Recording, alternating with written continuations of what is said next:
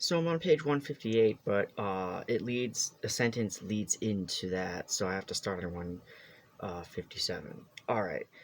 If you give parents of poor children enough real green cash money, you may lessen or eliminate scores of programs, including food stamps, welfare, rent supplements, and so on. Money in the hands of individuals is a commodity so ubiquitous that it can buy almost anything a federal program can provide, and can do it without big bureaucracies and without stigmatizing the recipient. Conservatives reconsider. The idea here, obviously intolerant. Uh, in the Congress, such thoughts would have to be dealt with the morass of committees, making big dollar and legislation very difficult. Why not a select committee on the family to sketch out a grand scheme? Beyond all the government and private industry schemes, all there are there other ideas that can be encouraged? I think so. Consider the first amorphous realm of values. Divorce lawyers decrease fertility. What? By helping people get out of the pool of potential mothers and fathers. Statistically speaking, it might figure to eliminate divorce, but in practice, using muscle to try to reduce divorce makes little or no sense, and so coercive, and is coercive. Divorce is a private matter, usually mutually agreed upon, often beneficial to all concerned in the long run, even when there is much short term pain. But how about encouraging remarriage? That is very different. It is non coercive and typically healthy for all concerned. It sharply reduces the poverty rate in female headed families, which is America's preeminent domestic problem. It often helps the children of prior marriages, and it tends to raise fertility. Private institutions, churches and synagogues, fraternal groups, women's clubs, as well as neo-feminist groups should be encouraged to do should be encouraged hold on, lost my place, to do more to establish the social conditions where young divorced men and women can meet new potential mates. This is happening already, but let's give it a shove if we can. Another idea would be to thoroughly de- de- des- destigmatize the personal ads. They can be a good way for men and women to meet, divorced or single, young or not so young. If the New York Times began to take such ads, the stigma would disappear quickly. Role models. Washington attorney Edith Fierst makes this point. Almost all the glamorous television programs and movies seem to show young, successful career women with no apparent concern for their children, whose arrival was likely delayed by the demand of their career. How about some stories modeling on real life? Wow. Successful women who had children early, like Ambassador Janie Kirkpatrick or Justice Sandra Day O'Connor, who each had three. In our era, people live longer and work longer, close to a 50-year work span. Time for childbearing to be taken early, still leaving 40 or so years for a career. All right. So I am just speculating. This is really funny to think about, but imagine if like the manosphere that we're seeing with like dudes screaming and like weirdos asking, "Hey, are you on the marketplace?" That's just some weird passive aggressive coercive plan to like somehow increase mating, which is like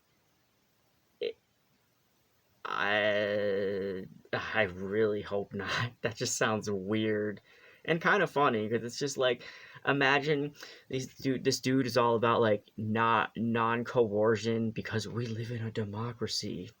But like Andrew Tate is out there screaming at people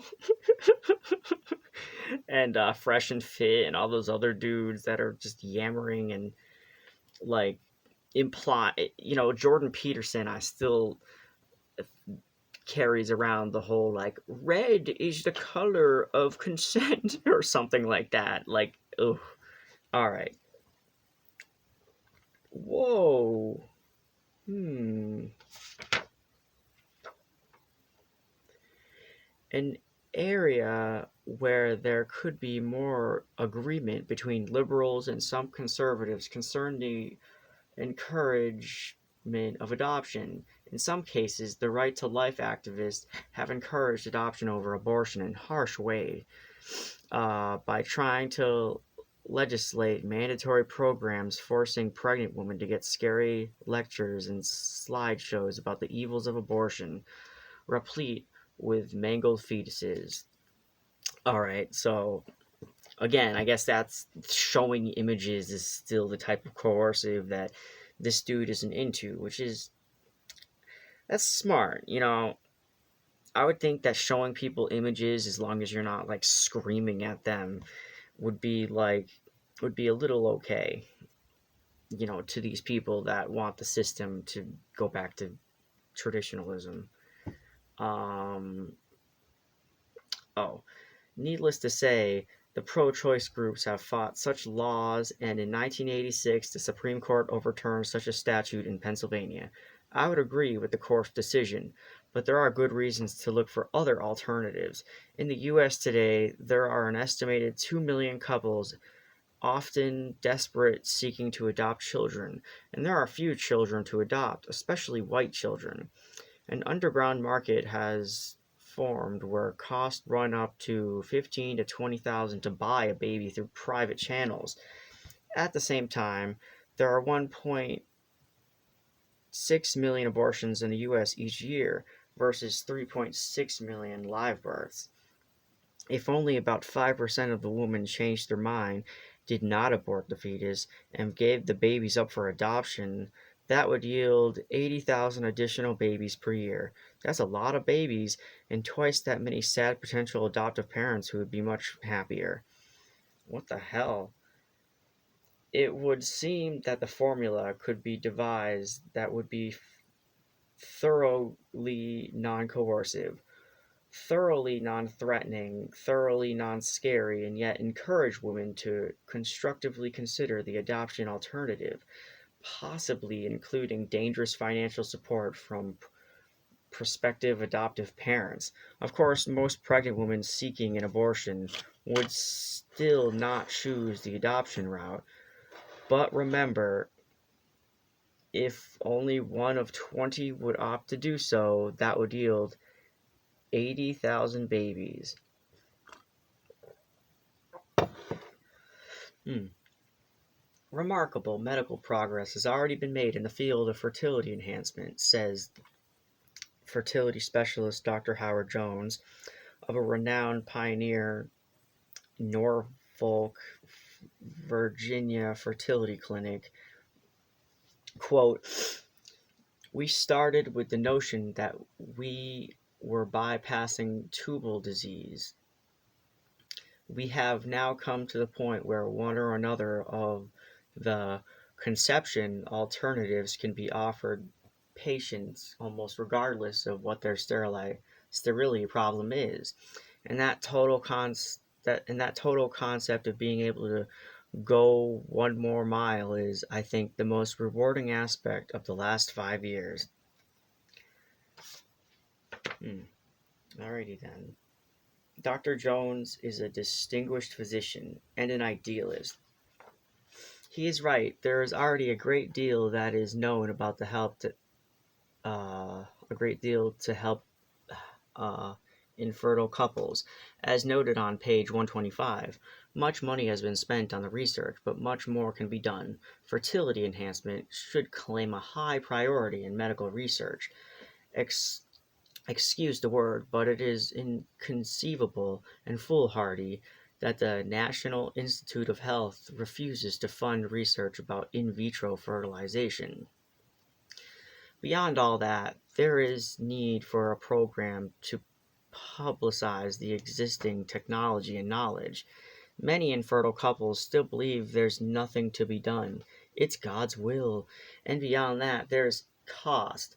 Some of the available procedures can be expensive, yet most standard medical groups insurance plans do not cover fertile enhancement. They should. I mean, I guess sure, like I kind of agree with that, but knowing that it's like, oh god, it's just you can see something that's a good idea and then you open the door and it's like this is what I actually look like, the reason behind it. It's kind of I want to agree, but I totally want people to have what they consider their value and what they want to do with their bodies and be able to do it consensually. You know that's his that's what he's saying though. He wants something to look non-coercive, so it uh manipulates the demographic by chance, or so it seems by chance. All right. The mega story of Baby M raises other possibilities. Can surrogate parenting play a part in raising fertility? It should seem so. If a proper legal code can be established, a couple is deemed infertile if one parent can't conceive. Surrogating allows the fertile partner to participate biologically in both partners to be hands on parents. Surrogating provides offspring for people who seek to adopt but can't find babies. All truly pronatal activity can be a great blessing, allowing people who desperately want children to have them. But fertility enhancement alone will by no means solve the problem of below replacement fertility, for the birth dearth is caused in very large measure by people who can bear children not having them, and not caused by people who can't bear children. Ah, yes, the consent of freedom. No. Ugh. One expert at the National Center for Health Statistics estimates that even if, with the wave of a magic wand, every infertile couple in America were made fertile, it would only raise the TFR from 1.6 to somewhere in 1.9 to 20 to 2.0 range. And everyone is not going to be made fertile no matter how far we extend our medical and financial resources. We should explore some new housing arrangements. Okay, so when he says not everyone is going to be cured from this, he probably means just in opposition to the people who choose not to have kids even if they're not infertile. Like it wouldn't match up to the people who have the freedom to make a choice with their own bodies. So I imagine he's just like, never mind this in vitro thing because there's already more people who are taking advantage of the freedom. I assume that's what he's saying by basically saying it doesn't matter, basically. We should explore some new housing arrangements. Suburban home builders, probably people most economically threatened by the continuing birth dearth, should be in the lead. Among the highest birth rates in the Western world are on Israeli kibbutzim, where there are no private costs to raising children. A member's earnings are given to the kibbutz.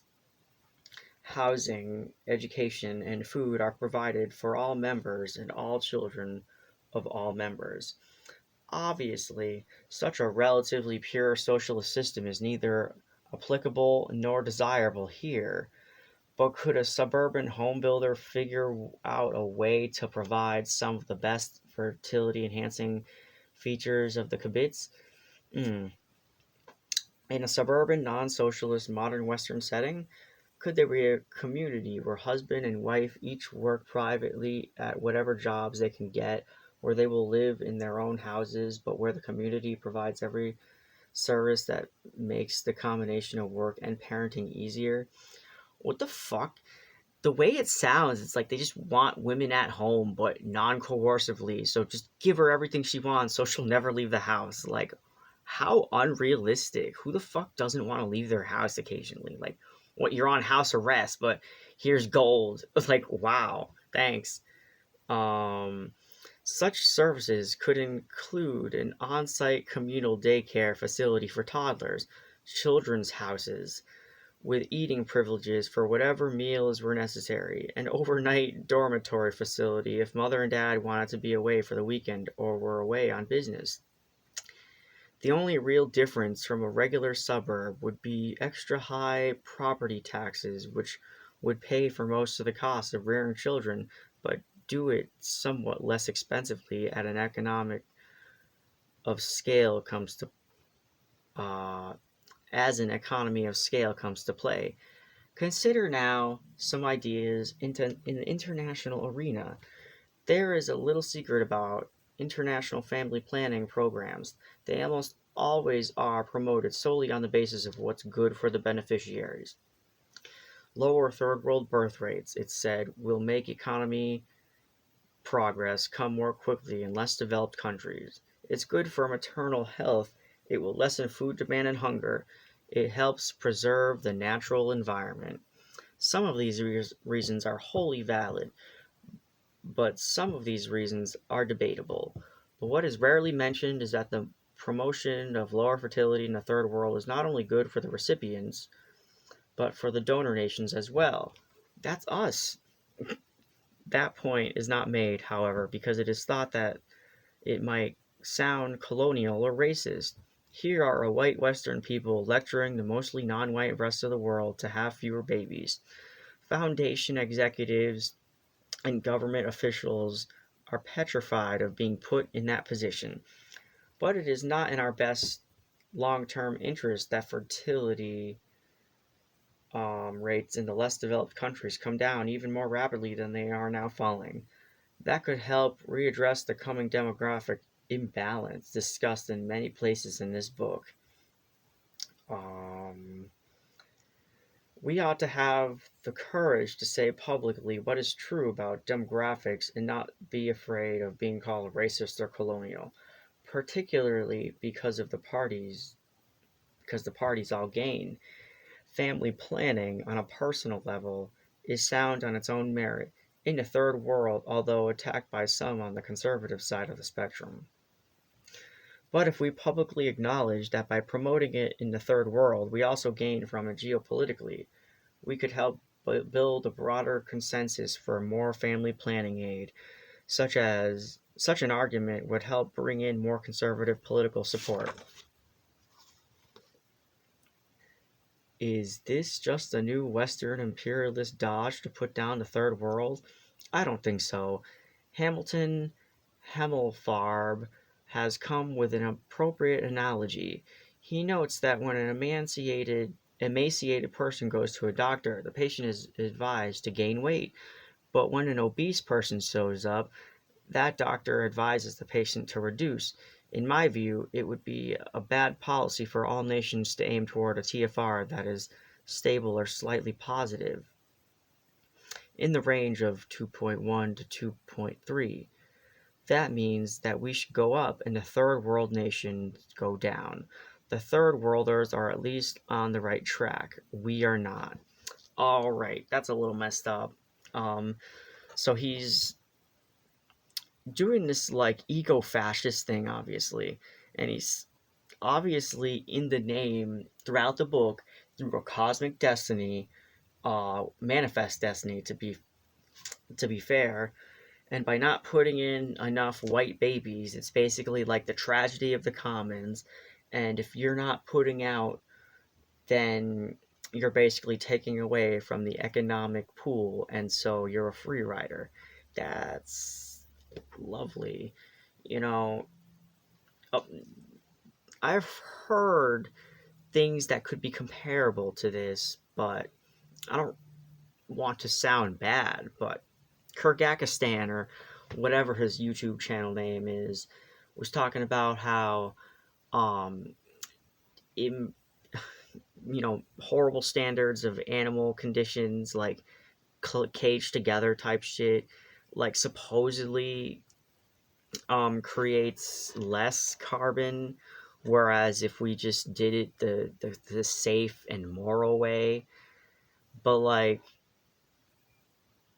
I don't know, this dude thinks the climate change issue isn't a big deal, and so I would say it's hardly about population, but it's just about what we're doing with that population. I think he said something about that, but I don't think he's addressing anything environmentally substantive. You know, he's not helping us out with like this is what we can do with the environment while producing mass children for the earth to be covered. Like, yeah, okay. Um, that's it for now.